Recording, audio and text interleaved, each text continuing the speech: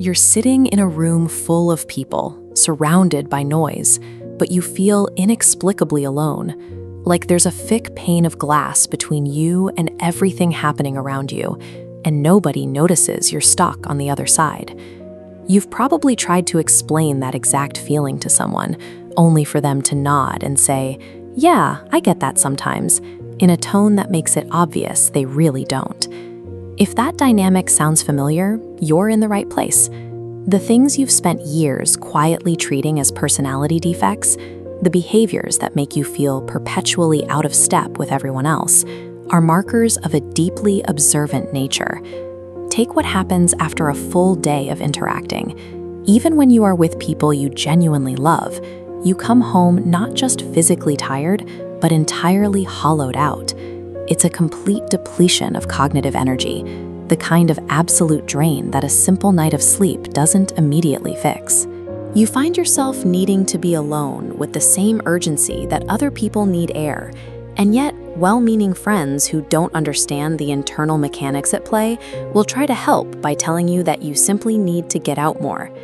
Solitude serves as a mandatory biological reset for an overtaxed operating system. It provides the recovery time needed after the high cognitive costs of social interaction. Part of your brain refuses to stay on the surface of anything. Instead of taking incoming social information at face value, your mind automatically interrogates it, constantly searching for the layer underneath the layer. This diagram shows exactly why that happens. Neurological research on highly sensitive persons, or HSPs, reveals that under the exact same social stimulus, their brains show massive activation in regions associated with empathy and action planning. The dinner party that leaves your friend feeling energized is running on the very same cognitive fuel you use to function, and you are burning through it twice as fast. This deep processing functions as involuntary pattern recognition. You are constantly catching the half-second pause before someone says they're fine, forcefully cataloging the emotional shifts and micro-expressions that other people simply filter out as irrelevant, which is exactly why the ritual of small talk is its own kind of agonizing suffering. Your brain is aggressively looking for the actual conversation underneath the social preamble, and when that subtext doesn't exist, it hits a dead end. There is nothing to hold on to, and your system overloads. People have probably told you that you're too sensitive or that you overthink everything.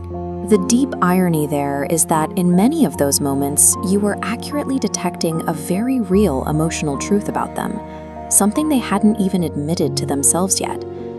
The exhaustion of your daily life comes from walking through a world where everyone around you is constantly broadcasting their subconscious state, and you are the only one receiving the signal. Sudden catastrophes act like a signal-to-noise filter.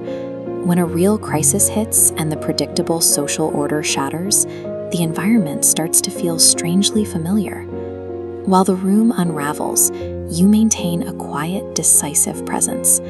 Your mind is already accustomed to filtering massive amounts of data in real time, meaning the emergency doesn't overload your circuits.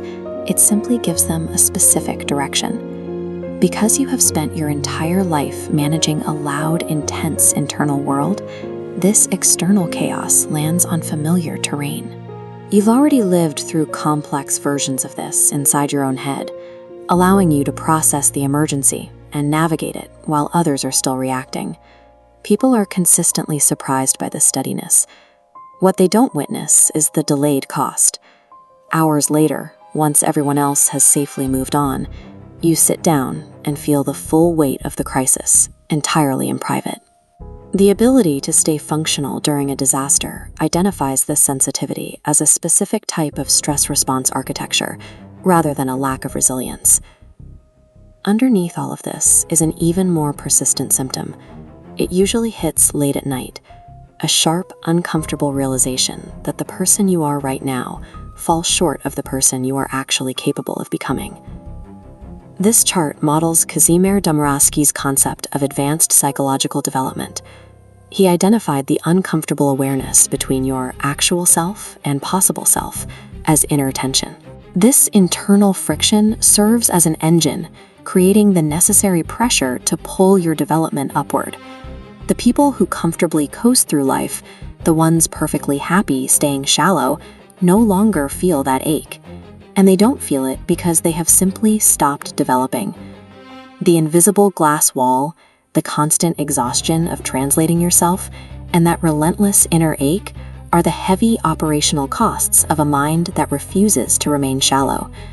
If your brain doesn't switch off when the day ends, and that gap is creating a low-level static that makes it hard to focus on your goals, you have to clear the resulting mental backlog.